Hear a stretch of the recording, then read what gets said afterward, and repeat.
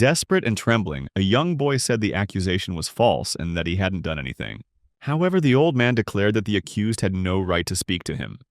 At that moment, he ordered the guards to take the boy away, but the boy continued to cry out that he had been framed. Still filled with desperation, he screamed, begging them not to ruin his life. This is the city of Katarov, where our main character was born and raised. It's famous for its S-rank dungeon, known as the Katarov dungeon. This is why many adventurers come to the city to conquer the dungeon, keeping the place constantly bustling. So, in this very place, our main character was just a farmer. As he stared intently ahead, he realized that the fields were being destroyed. Suddenly, a man named Darga appeared on the scene. As the son of the city's mayor, he approached with a strange smile. The bully said that his father told him the main character's annual contribution was too low. The boy grew anxious again. He realized these were the very people who had destroyed his fields. Being told that he was, in fact, an alx, he bowed his head and apologized to the bullies. People with pale silver hair like him were called alx, and in this story, they are the subject of persecution. It's rumored that once the alx betrayed humanity and aided the demons, even though they beat him, even though they destroyed his fields for no reason. Sadly, the boy's only choice was to endure it all. After the beating, he returned to the city center. A girl appeared before him saying that Darga and his friends had beaten him up again. This girl was Namia, who said she would take care of him. Namia was the daughter of a neighboring farmer, and also his only friend in the city. After she finished bandaging his wounds, the main character thanked her, and the girl worriedly asked why they kept harassing him. With a sad expression, he said there was nothing he could do and blamed his silver hair. A little shyly, his friend explained that she actually liked his hair color. At this moment, the boy thought of his silver hair as a curse. But Namia always said things like that.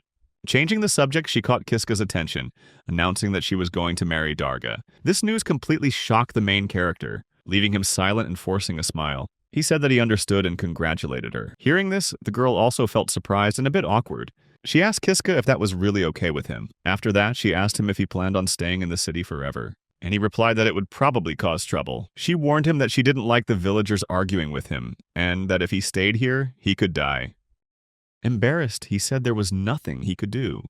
Suddenly, the girl grabbed his hand, looking scared as she said that they should run away from this city together. This new revelation caught the main character completely by surprise. She explained that she had money at home, and with it, they could find a place to live together where no one would know them. He asked her if she really wanted to do that, and she confirmed that she did. She didn't want to marry that man. After that, the blonde-haired boy came closer. He kissed her and told her that he loved her, and she replied that she loved him too. That night in the village, he was carrying a sack on his back, smiling because he knew that tonight, he and Namia would leave the city of Katarov. He was filled with excitement. He thought that with Namia, he would forget the terrible days he'd spent in this city. However, as he was walking to her house, he suddenly heard her scream. Yelling for them to stop, he recognized her voice and rushed into the house. Desperate, he ran to her room, calling out her name. When he opened the door, he saw her on the bed with the 3 bullies. The only thing the main character could say was her name. Annoyed, Darga called him Alx. Confused, Kiska asked what was going on. The bully then remarked that it was obvious if he just looked. Kiska saw his girl turn away completely. Kiska then ordered the bullies to leave now. Furious, Kiska punched the bully in the face and yelled at him to get away from her. This only made Darga even more angry. And then Darga punched Kiska in the stomach. He moved to finish Kiska off with a knee strike, slamming it right into Kiska's face. Then all of them jumped him, and they started beating him. In the background, Namia begged them to stop, and one of the men asked Kiska what he wanted. Darga declared that Namia was his wife. Darga then looked at one of his friends, who suddenly had an idea. One of the bullies shoved the boy against a wall while the other grabbed his arms. In a surprisingly gentle way, they began to pull at his fingernails. And then, with utter cruelty, he ripped Kiska's fingernail off. As an intense pain shot through him, Kiska screamed in agony. The bully smiled, said, "Again," and they continued to torture the boy. But Namia stepped in, telling them to stop. She declared that she would tell them everything. She begged them to stop this. Desperately, the hero told Namia to stop, but then the bully punched Kiska in the face. He asked who gave Kiska permission to speak. Kiska looked at his friend. He pleaded with her not to say another word. The bullies continued to beat Kiska, and Kiska's consciousness began to fade. When Namia had told them everything, Darga trembled with rage. Namia began to cry. Furious, Darga grabbed the girl by the throat, all while her eyes were fixed on her friend, Kiska. Kiska's eyes then began to close. The next day in the village, word spread that Kiska had taken advantage of Namia's parents being away, broken into her house, and killed her. His sentence was exile to the S-class dungeon. Kiska was devastated. He remembered clearly that Darga had killed Namia in a fit of rage after hearing the truth. But in the end, the blame for these crimes fell upon him. At that moment, the old man asked the boy if he had any last words. The boy insisted on his innocence over and over again. However, this was all part of the false testimony given by Darga and his friends. Furthermore, the village chief, who was the bully's father, quickly silenced everyone. With no other choice, the old man announced he would carry out the sentence, but that he would show a small bit of mercy. The old man ordered the guards to cut the ropes binding the boy's hands. Darga scoffed at the situation, saying it wouldn't change anything, and that the boy would die either way. The blonde boy thought that Darga might be right, and that it didn't matter anyway, since he wouldn't survive. Just then, the old man ordered the guards to proceed, and they pushed the boy. He ended up on a drawing that looked like a magic circle. The circle glowed endlessly, and he started to cry. Kiska declared that he hated them. Kiska hated Darga, the friends who killed Namiya, and the village leaders, the ones who made false accusations without hearing a single word from him. As he cried, he kept saying that he hated all of them. A moment later, the main character woke up. He was actually in a dungeon. Terrified. He wondered if this was an S-rank dungeon, the one called the Katarov dungeon. Just then, he started to hear a roar. When he looked closer, he noticed something was coming. It was an A-rank armored bear. Seeing it advance toward him, the boy was completely terrified, trembling. He remembered hearing adventurers talk about it, a monster that, if you saw it, meant you were as good as dead. Terrified, he started to run from the monster, but the bear was very fast, and it quickly caught up to him. It tried to attack the boy but missed, smashing the ground instead. As he kept running, he said he was going to die. He couldn't take it anymore and started to scream for help. A shadow appeared. The shadow asked if he truly wanted to be helped right now. He was so terrified. He started to say yes and meekly begged for help. That shadow vanished, and in its place a girl appeared. She held out her hand and told the main character that she would grant him an ability. At that moment, a notification appeared, indicating that the ability Save and Reset had been acquired. After that, the figure vanished. Kiska wondered what this ability could do against the armored bear, and also how to even use it. However, not caring about any of that, the bear continued to advance on him. This time it landed a powerful punch right in the boy's face. The punch was so strong the boy went flying, and with just that one punch, the boy was dead. However, a moment later, he got up in a panic. He realized he wasn't actually dead. He looked at his hands. He said to himself that he had died and wondered why he was still alive. As he tried to understand what had just happened, the armored bear appeared behind him. The monster seemed angry with its target. Without hesitation, it landed another punch to his face. With this punch, the main character died once again. He woke up in terror, and then he stood up, realizing he had revived again. He was certain the armored bear had killed him before. Once again, the bear appeared behind him, and the bear threw another punch, killing him once more. Now he was dead in the exact same way. For the third time in a row, this loop continued. He began to understand that in reality, every time he died, he would go back in time. This happened thanks to the Save and Reset ability that the girl had granted him. He wondered if he would be stuck in this death loop for the rest of his miserable life. He woke up for the 5th or 6th time, thinking he would just die again. But this time, he thought faster and started to run. However, even if you managed to escape the bear, you'd still meet the same tragic end as before. You'd die at the bear's hands. He would die whether he dodged left or right, up or down, no matter how many times. In the end, he just kept on dying every single time. In despair, he declared that he didn't want this and begged for someone to just kill him. Because if you could just die, you would be freed from this pain. However, your plea went unanswered, and you woke up once again. Afterward, you thought about the possibility of deleting your Save and Reset ability to free yourself from this. At that moment, a screen displaying your abilities opened up.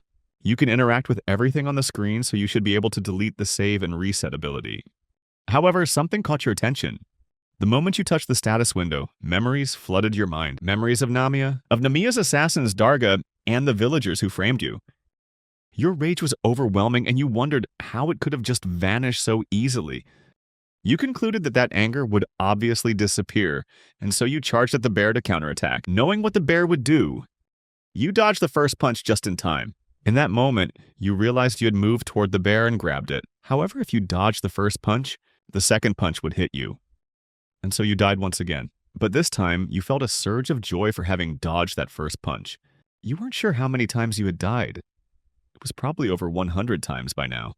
You had memorized the bear's movements, knowing it would use its right arm first. So you ducked and moved forward. Then the bear used its left arm, and you stood up and leaped in for an attack. To dodge the blow, you took a step and then rolled to the left, which allowed you to get behind the bear.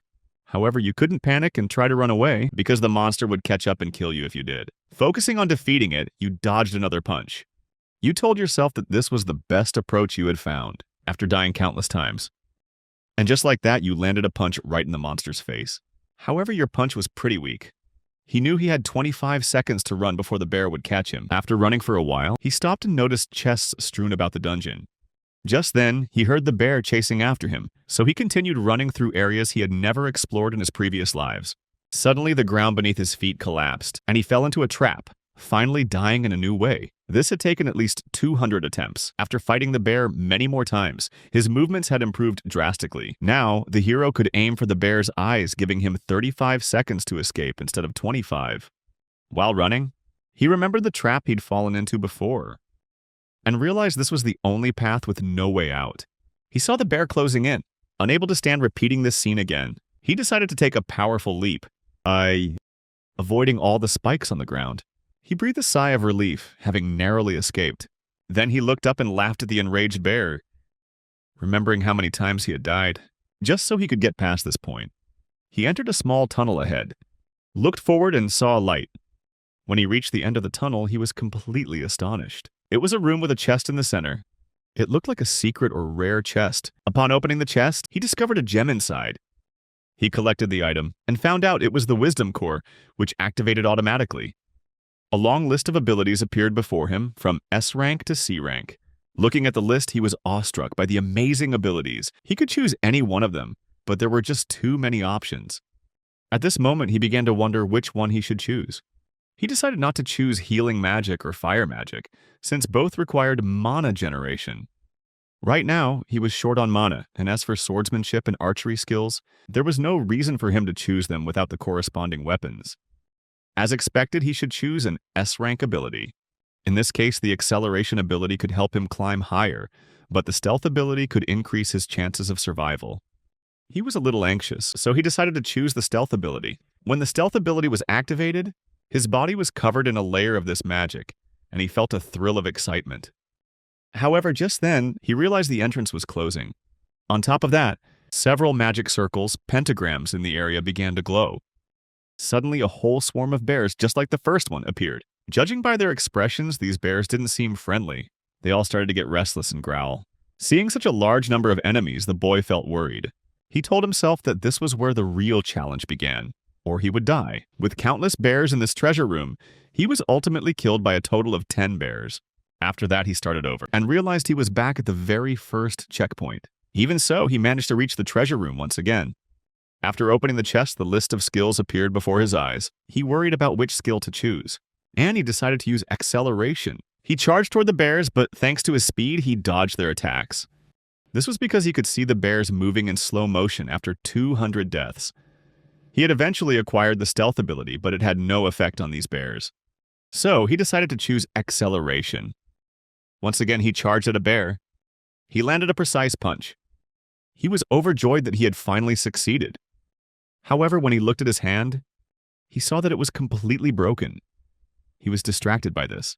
All the bears took the opportunity to attack him. As he was being beaten, he thought that his body was still too weak to handle the power of acceleration. After being defeated by 10 bears once more, he woke up and looked ahead. He saw the same bear from before and realized he was here again. However, he was more experienced now. If acceleration helped him dodge the bear's attacks, he would have more opportunities to attack. He decided to choose the acceleration ability again and try to clear the room, but he got distracted and died yet again. The total death count had reached around 225. When he reached the treasure room, he realized just how difficult it was to get in, and every attempt to get used to it just added to his list of deaths. After choosing one of the abilities, monsters appeared, and they rushed towards him. He used the acceleration skill to engage in combat, but he immediately realized 3 bears were attacking him simultaneously. As he wondered why it was happening this way, the current attempt count was around 300. The bears had killed him many times since he'd chosen acceleration and continued to fight. He then managed to use his speed to blind them, but they endured the pain and attacked him again. Eventually, Kiska got behind them and began to choke each bear one by one. However, there was one thing he was afraid to admit. Even with an S-rank ability, he still couldn't defeat these bears. Even though he had acceleration, he couldn't win against them, and that was the conclusion he reached after 300 deaths, lying motionless on the ground. He understood that he had to start all over again. Sometime later, he was back in the treasure room. Kiska knew that choosing an ability wasn't easy, because if he died, he'd have to face the first bear all over again. And if he did nothing, he'd die anyway. He faced his inevitable fate, concluding that there was no way out. Then he remembered Namia, but in his memory, Darga also appeared, the one who had killed her. Recalling everything he had been through in his first life, Kiska's expression changed. He declared that he hated that man, and if it weren't for that hatred, he would have given up long ago. After he chose one of the abilities, he swore he would escape this terrible dungeon and get his revenge with his own hands. After he selected an ability, the bears appeared before him. He no longer feared death. Kiska charged at them, using his martial arts, physical enhancement, and body improvement abilities one after another.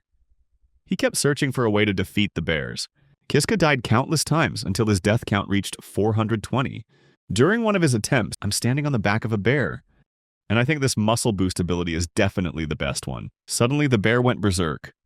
Kiska immediately let go. Kiska did a backflip, and he rushed towards another bear. He declared that this was his target. He kicked it hard in the head. The monster fell to the ground unconscious. The monster's death was confirmed, and skill points were acquired. The boy smiled, feeling ecstatic, because this was the first bear he had ever killed. You currently have 12 available points. The first ability is Save and Reset, and the second is Muscle Boost.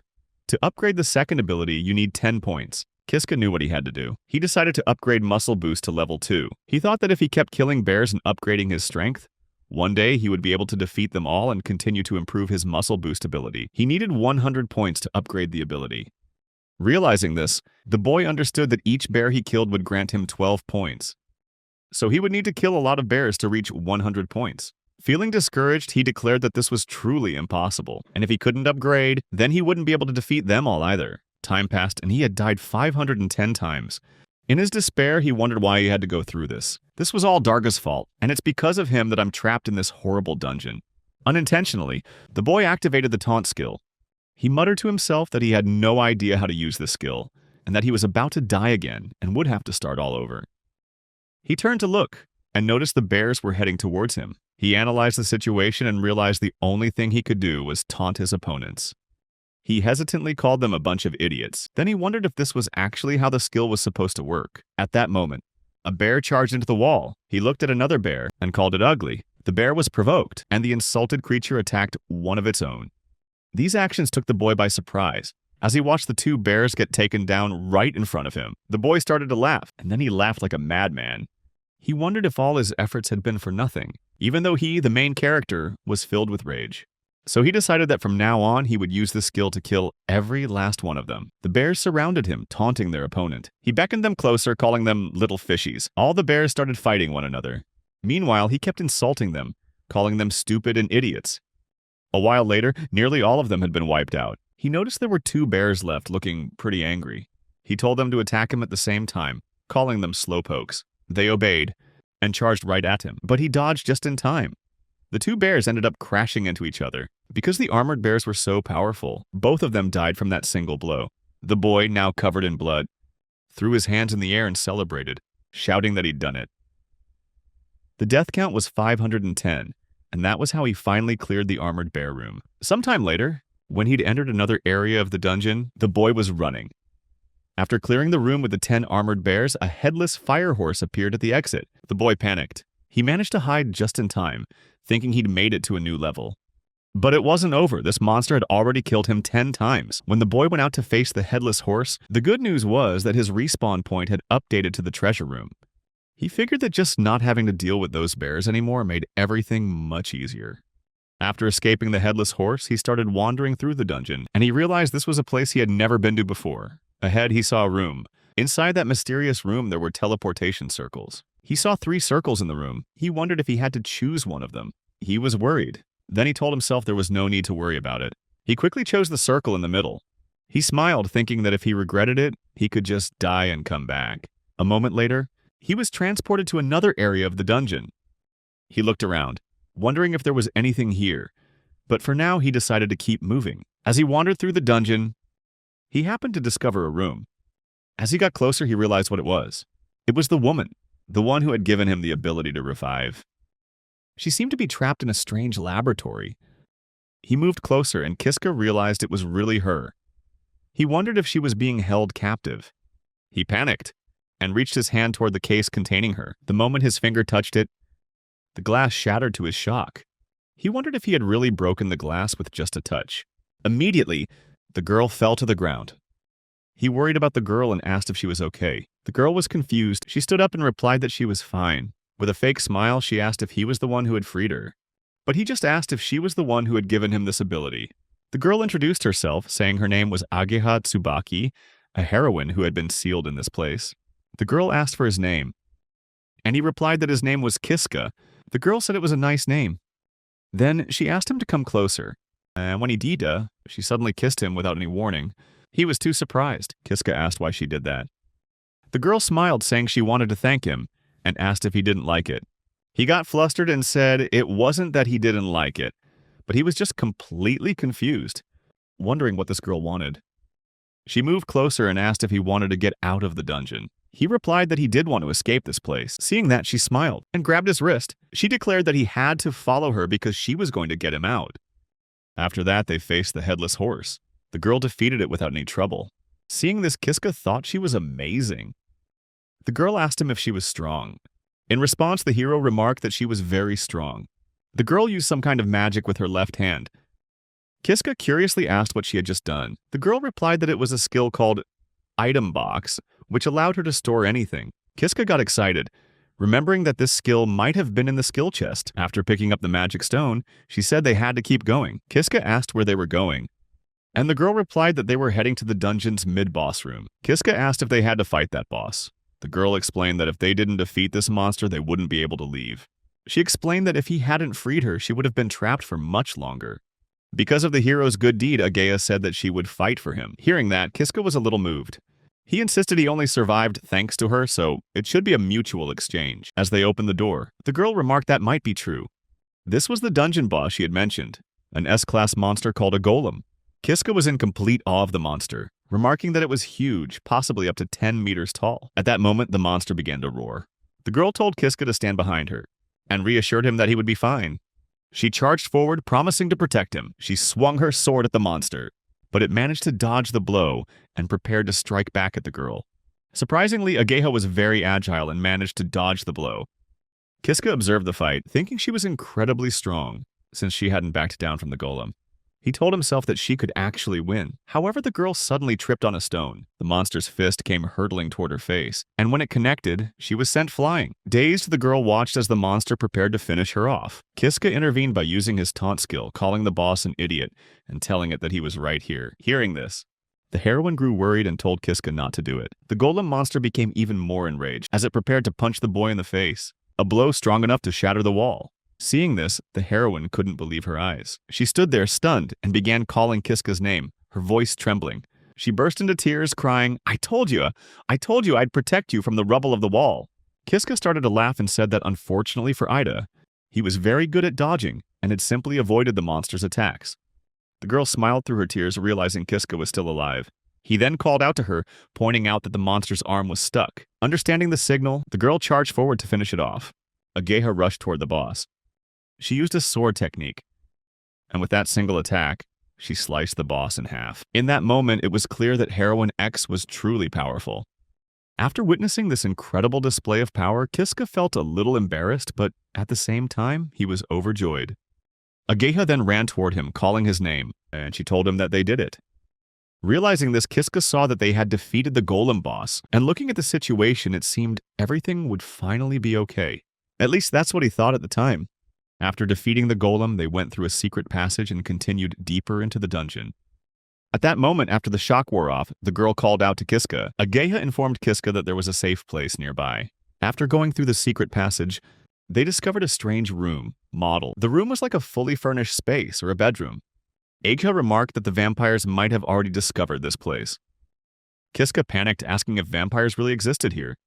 Ageha explained that the vampires were the demons who created this dungeon and made it their fortress. Hearing this, Kiska asked if she was sure it was safe here and if the vampires would be angry that they were here.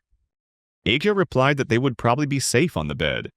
She smiled and said that she was very tired and that they should get some rest. Kiska thought the opposite. He thought this was a terrible idea, but since he trusted Ageha, he figured everything would be okay. The girl blushed, calling him over. She asked him to come a little closer. This request left Kiska completely bewildered. Ageha then explained that she wanted to talk to him.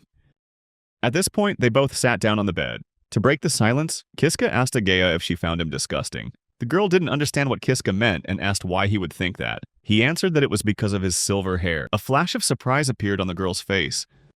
She explained that to her that silver hair looked very beautiful, and she found it to be gentle. She said that there was something incredibly cute about Kiska's silver hair, which made him feel a little awkward. This hair was a characteristic of the species he hated, so whenever anyone saw his silver hair, they would look at him with contempt. Suddenly, he remembered Namiya, who had truly admired his silver hair for what it was. In fact, Namiya was the first person to compliment his hair, and Ageha was the second. She looked up and said that she probably thought so because she was from another world. This information took Kiska completely by surprise, and he wondered, did she really just say she's from another world? Although Kiska had never heard of such a thing, Ageha asked if he believed her. However, Kiska replied that it wasn't that he didn't believe her, but that he did. Hearing this, she just smiled, and then rested her head on his shoulder, saying that she knew he would say that. Kiska smiled and thought that maybe the strange sense of distance between them was because she came from another world. However, just then, his stomach rumbled loudly, shattering the silent atmosphere. Ageha asked, "Are you hungry?" Kiska replied, "I haven't eaten anything decent since I entered the dungeon." Suddenly, Ageha said, "I have some headless horse meat in my item box." She smiled and continued, "I'll try my hand at cooking." As Ageha prepared the meal for Kiska, Kiska waited patiently for dinner. A moment later, Ageha finished the meal and apologized for the delay. The dish she brought looked delicious. She urged Kiska to try it. Kiska was curious and decided to try a spoonful.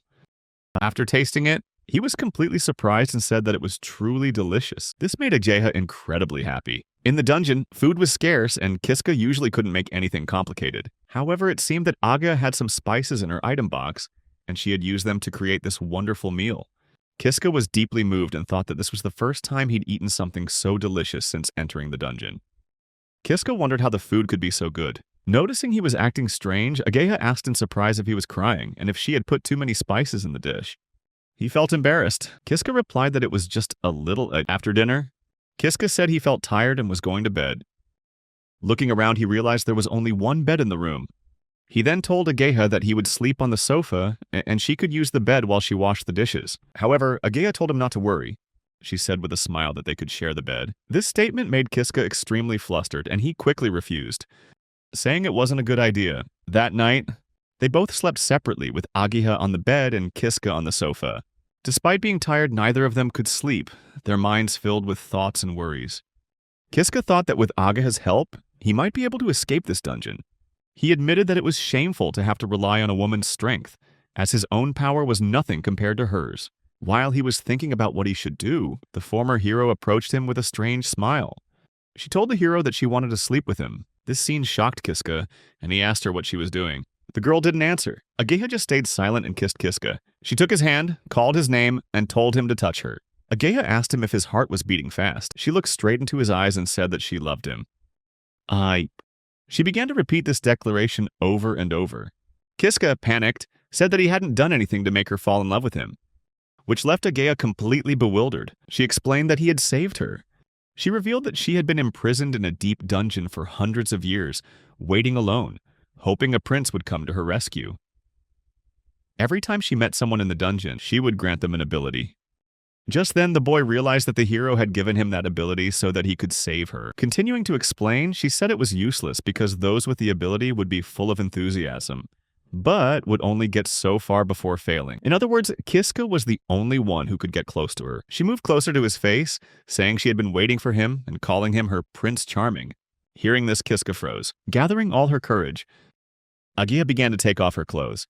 However, Kiska asked her to wait and stop. He explained that he couldn't do this with her. She hesitantly asked why. Kiska explained that he was dating someone else. The former hero said she understood but still moved closer, placing her hands on his shoulders. She lay on top of him and explained that it didn't matter.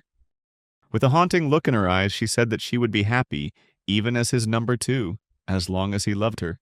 After saying that, she kissed him. Haunted by everything that had happened in his life, Kiska began to recall all the terrible things that had happened to Namiya. As the former hero kissed him, his voice began to tremble. Panicking, Kiska pushed Ageha away, but he quickly realized what he had just done. With a trembling voice, he apologized and asked if she was okay. Kiska felt like a disgusting creature, and Ageha's aggressive actions reminded him of the people who had hurt Namiya. The girl looked a little embarrassed and apologized, saying that she had probably been too hasty. Then she went to her bed and lay down to sleep. Kiska felt a pang of regret, remembering that he had shoved her away without thinking. In his mind, he admitted that he should have handled it more tactfully. Although he felt awful, he also realized that escaping the dungeon without her help would be very difficult. As he prepared to sleep, he thought, I have to find a way to convince her to change her mind tomorrow. A while later, he woke up. He sat up, feeling a heaviness, and looked to his side. That's when he realized Ageha was right in front of him, hovering like some supernatural spirit. Seeing this, he began to tremble and break out in a nervous sweat. In reality, she was hanging, and he knew what that meant. He felt dizzy as he took in the sight. He started to feel nauseous, his body trembling. He wondered if this was his fault.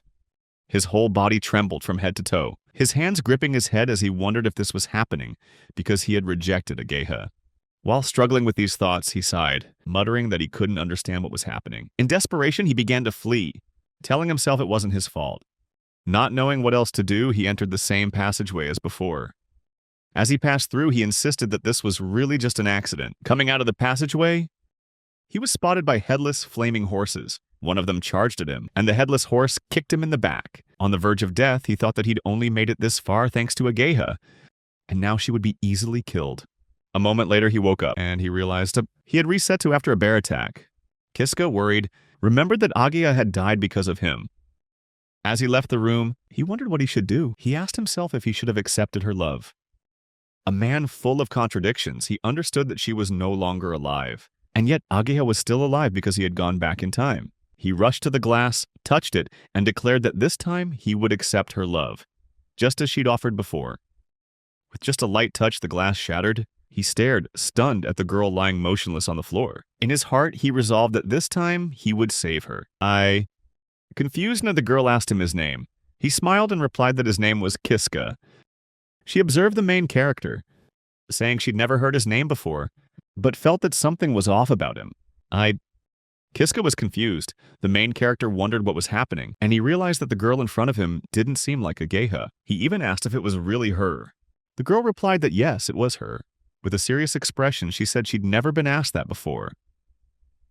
At this, the main character wondered if he should tell her he knew her from another timeline, and that she was the one who had given him the ability to save and reset. He began to wonder whether he should say it, while at the same time questioning what happened the last time he acted against her. In a worried tone, Kiska said that she had gone too far and that he wasn't her enemy, but immediately the girl started to strangle him. With a crazed look on her face, her hands gripped his neck. She asked if this was why she felt there was something wrong with him. He tried to make her stop, but he wasn't strong enough. Her attitude changing completely, Ageha looked at him and told him to listen very carefully. She explained that he shouldn't make the mistake of thinking things would go back to the way they were. When you die, she said, even in death, your actions will remain etched upon your soul. Kiska panicked and he started to ask who she was. With a sadistic smile, she explained that she wouldn't tell a villain like him who she really was. Kiska then begged to speak with Ageha immediately, but the former hero replied that she didn't want to, and that Ageha didn't want to talk to him either. Looking at him with ice-cold eyes, she began to offer some advice, saying that he shouldn't get involved with Ageha anymore. After she finished speaking, she ended it by breaking his neck. After dying in such a tragic way, he woke up at the checkpoint again. He was worried, and he started telling himself that he couldn't understand what was happening. He wondered what had just happened, and whether it was some kind of second personality. Then, he remembered the girl's advice. Never get involved with Ageha again.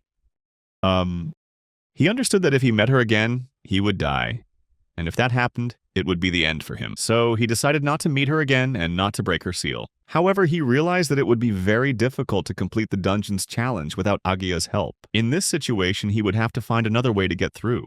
When it was time to face the attack from the pentagram star, Kiska remembered entering the middle gate before and decided to try the left gate this time. As he did so, he felt himself being transported to another location. Looking around, he realized there was only a single path. Just like the place where Ageha had been, Kiska began to explore the new area, and then he stumbled upon a girl sitting all by herself, calmly drinking tea. Seeing this, he was completely astonished. The girl opened her eyes and looked at him, and she said that this was truly unusual. She couldn't believe that someone had actually managed to get into this place. However, the protagonist was still in a daze, unable to believe that a girl was calmly drinking tea in this horrible dungeon. He began to wonder who this girl was and what she was doing here. At that moment, the girl interrupted Kiska's thoughts by asking what he wanted and if he needed anything from her. Kiska was confused. He explained that he was trying to find a way out of this dungeon. The girl smiled and said that she understood. Suddenly, she declared it a grave insult, leaving him utterly bewildered. She explained that she was the great progenitor of the vampire race. With a sadistic glint in her eye, she said she doubted he understood what that meant, since he didn't look like much of a scholar. Using her sharp fingernails, she cut into her own arm. Then she approached the protagonist and dealt a fatal blow. He began to scream in agony, collapsing to the ground. All he heard was the girl saying that he would pay with his life. The last thing he saw before he died was the brutal smile of that insane girl. After this death, he woke up once again at the checkpoint in the bear room. He realized he had been killed yet again. Horrified, Kiska told himself that this dungeon was full of lunatics. Kiska recalled what Ageha had once said. Some monsters had turned these dungeons into their fortresses. He realized it was one of those very monsters that had killed him, and that it was the vampire progenitor named Udith. This girl was dressed as elegantly as a noblewoman. The protagonist figured he was no match for someone so dangerous, who could strike without warning. He left the bear room, running while thinking about what to do next. He told himself there was only one option left. The third circle, the one he hadn't tried yet. Standing before this new circle, he thought that this had to be the right choice. After stepping into the circle, he was transported to the third location. Walking and looking around, he noticed the place looked similar to the previous corridors, and he hoped there wouldn't be any danger ahead. Just then, he saw a sword at the end of the corridor. As he got closer, he realized it was a sword, and even though it felt suspicious, he decided to go for it. Since he'd come here unarmed, if the sword was powerful, it could be his ticket out. He grabbed the sword, but the moment he did, he felt something was wrong. Instantly, a powerful electric shock coursed through him.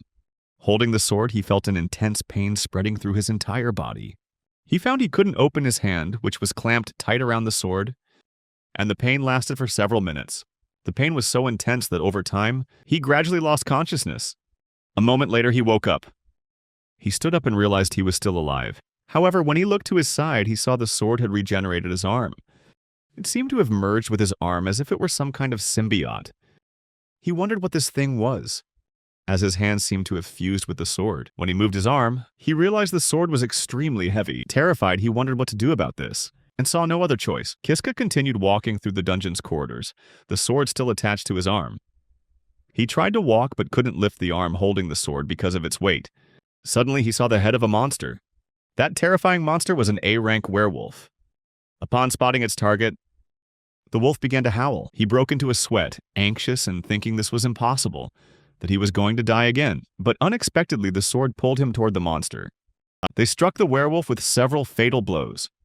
In just a few seconds, the wolf was completely defeated. Moving forward, Kiska wondered what had just happened. It felt like the sword had a life of its own, as it had moved automatically without his control. He swallowed hard, still reeling from the shock. He reassured himself that it didn't matter anyway. He smiled and said he would use anything to escape this dungeon, even a terrifying and disgusting sword. Sometime later, he defeated several Ageha wolves. As he continued walking through the dungeon, he thought that this black sword was truly powerful, and with it, he could defeat any enemy in his path. Along the way, he came across a gate. Given the circumstances, he thought this must be the mid-boss room. He remembered the golem from last time when he was with Ageha, and wondered if it would be the same this time. Without hesitation, he entered the room. This time, the monster was an S-rank creature, a griffin. Kiska grew anxious. He realized this was indeed the mid-boss, and it looked incredibly strong. Without a moment's hesitation, the S-rank monster charged at him. Kiska managed to dodge, narrowly escaping death thanks to the sword's power. After dodging, he struck a confident, heroic pose. And he declared that now, with this black sword, he could fight. The griffin charged again. But this time, he used the sword for defense. He blocked many of the monster's attacks. He dodged once more, understanding that the only thing he could do now was to press forward. He decided not to interfere with the black sword's movements. At that moment, he simply waited for the S-rank monster to approach, and then the sword unleashed a fatal blow on the griffin. He declared that after all, he might just win after defeating the boss. When the boss was defeated, he started to smile. A small door opened up, and he remembered this was exactly what happened with the golem when it was defeated. As he stepped through the door, he declared that he would use this sword to escape the dungeon in no time. Time passed, and he looked very tired as the sword was gradually consuming his body. He wondered if the sword had gotten a little bigger as he continued through the hallways. Suddenly he saw someone up ahead. It was the vampire Udith, who remarked that it seemed he had grown quite a bit.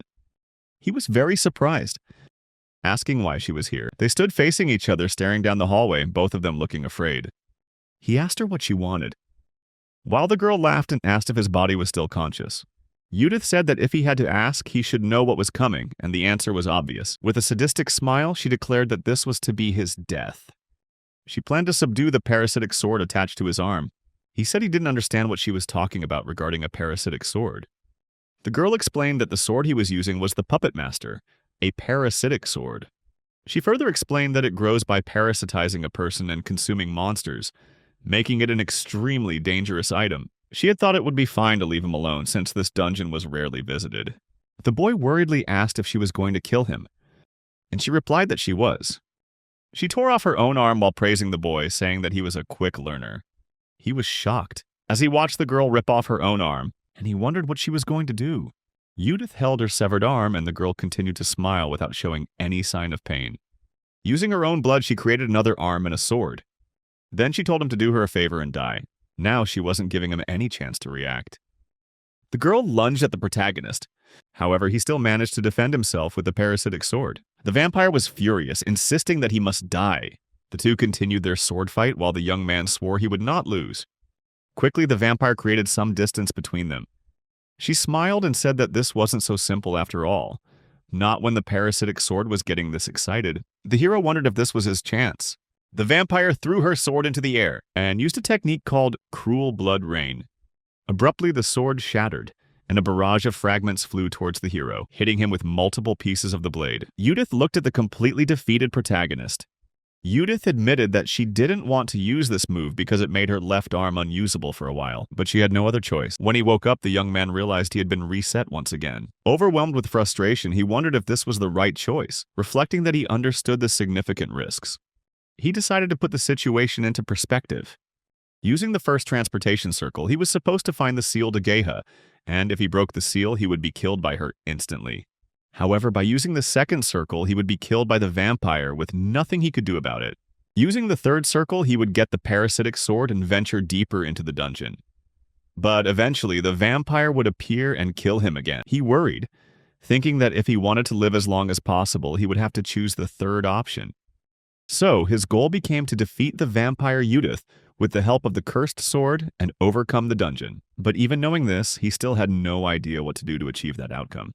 He recalled what the vampire had said about the sword, that it was parasitic to its user, devoured monsters, and was an extremely dangerous item. As he left the room, he realized that he would have to kill enough monsters to push the sword to its limit. Only then could he possibly defeat Udith. The dungeon warned that this was a race against time before Udith appeared. He panted after a long run. He realized he only had about 5 hours left before she would appear again. Facing a transfer circle, he remembered the last time he went through a magic circle. Udith had been waiting, and as soon as he stepped into the circle, he was teleported. He hoped she wouldn't be there this time. Looking towards the end of the corridor, he saw that she was no longer in her usual spot. He smiled, telling himself that if that was the case, he would keep moving forward. However, as he turned to the side, he noticed something was off. A pack of werewolves was gathering. In that moment, the monsters noticed his presence and turned their attention to him. He started to laugh, thanking them. And then he charged at the monsters. He declared that he would annihilate them all. Meanwhile, Udith was calmly walking through the halls, where she found the dead wolves on the ground. She remarked that someone had clearly been feeding the hero well. She also commented that the puppet master had grown significantly, and that defeating him this time would be a challenge. However, as she observed him, she noticed something strange. Half of Kiska's body had been consumed by the parasitic sword. The boy then asked who was speaking, to which the vampire replied with a smile. It seemed the body's original consciousness had vanished. Still confused, the hero asked what she was talking about, but the vampire simply tore off her own arm, saying it didn't change the fact that she was going to kill him. The vampire then smiled, adding that she would help him by ending his life. A moment later, the main character was back at the previous checkpoint. He had been killed by the vampire. Terrified, the boy told himself that he couldn't defeat Udith, not even with the puppet sword in hand. Still, he didn't give up.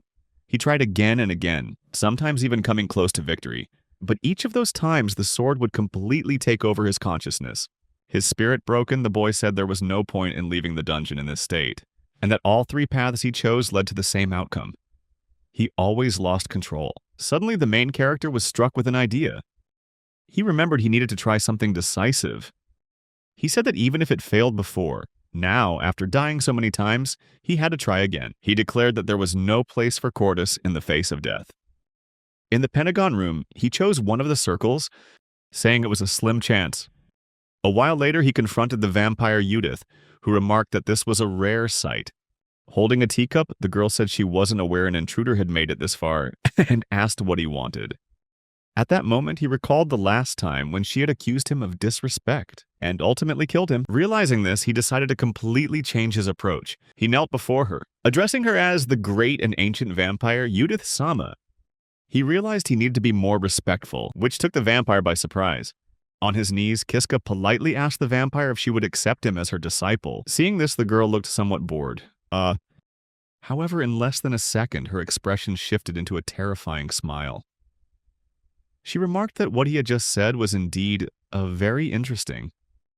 Kiska was surprised. The hero realized this was the best decision and that he might now have a way to survive. However, Udith asked what benefit she would get from taking him as a disciple. At that moment, Kiska struggled to think of what to say. Excited, he explained that if he became her disciple, he would be her right-hand man and do everything she asked. However, the vampire found this boring. She said it was disgusting and told him to die quickly. Then she struck a fatal blow. Kiska realized he had died once again, but instead of being sad, he felt excited because it was actually worth it, and that maybe this was the right path. He understood that to conquer this dungeon, he needed to be stronger than he was. To achieve that goal, he decided to become Udith's student. After all, she was a vampire he could talk to, not just some mindless monster. At that moment, Kiska realized that to become her disciple, he had to consider the benefits he could offer. He understood that if he could offer her something of value, then he might have a chance to become her student. Sometime later, Kiska was once again kneeling before the vampire. The vampire, curious, asked what she would get out of this arrangement. Kiska then said that Udith must have been in the dungeon for a very long time, and confidently suggested that she must feel lonely. He explained that he could be someone for her to talk to. The vampire threw her sword into the air and used a technique called cruel blood rain.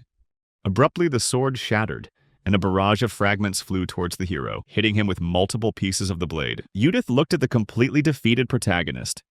Udith admitted that she didn't want to use this move because it made her left arm unusable for a while, but she had no other choice. When he woke up, the young man realized he had been reset once again. Overwhelmed with frustration, he wondered if this was the right choice, reflecting that he understood the significant risks. He decided to put the situation into perspective. Using the first transportation circle, he was supposed to find the sealed Ageha, and if he broke the seal, he would be killed by her instantly. However, by using the second circle, he would be killed by the vampire with nothing he could do about it. Using the third circle, he would get the parasitic sword and venture deeper into the dungeon. But eventually, the vampire would appear and kill him again. He worried, thinking that if he wanted to live as long as possible, he would have to choose the third option. So, his goal became to defeat the vampire Udith with the help of the cursed sword and overcome the dungeon. But even knowing this, he still had no idea what to do to achieve that outcome.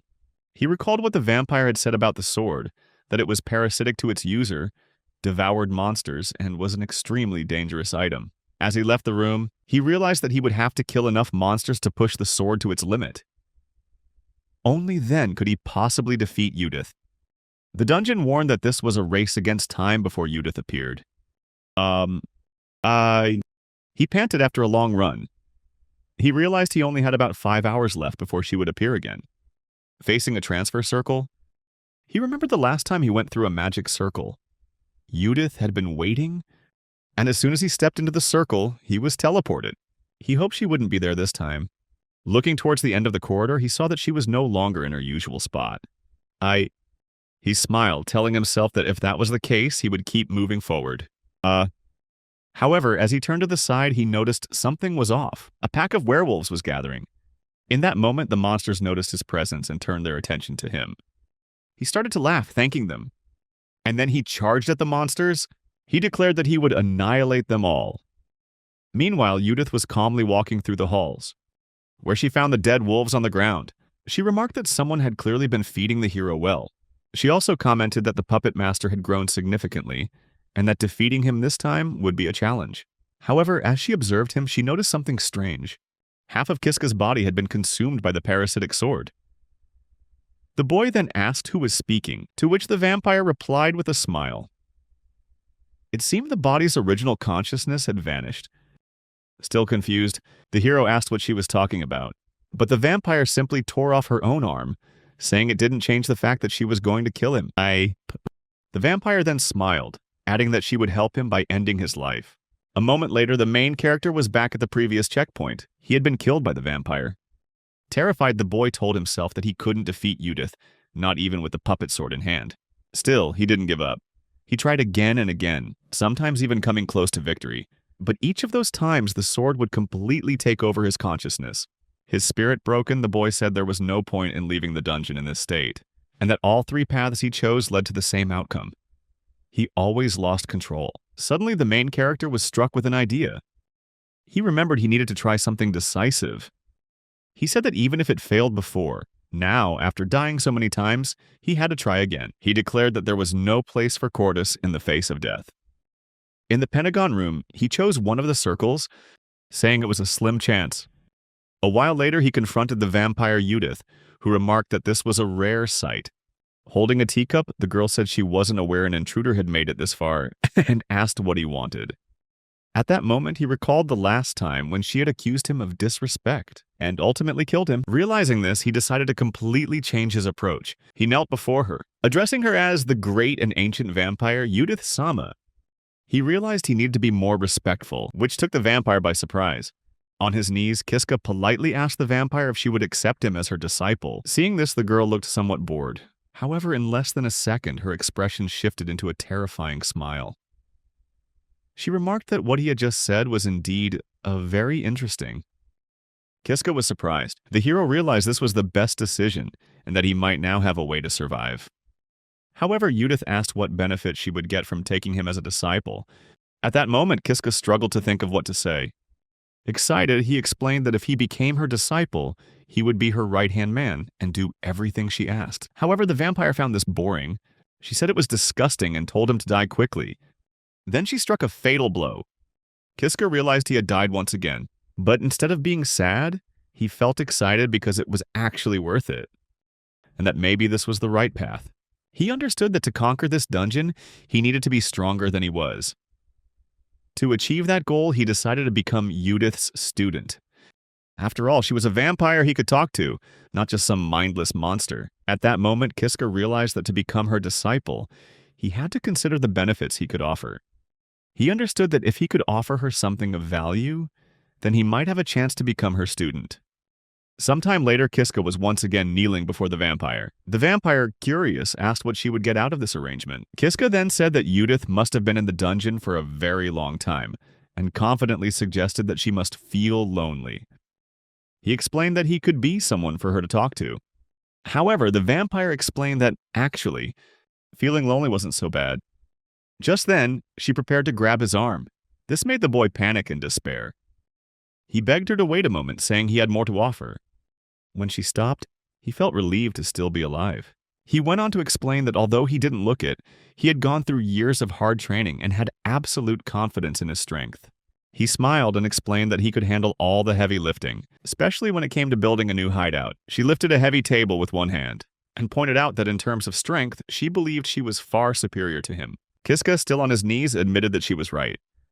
Bored now, the vampire asked if he had anything else to say. While looking at her, the protagonist thought about what he could possibly offer Udith, but he couldn't think of anything. His body trembled. He awaited his death, but suddenly he stood up.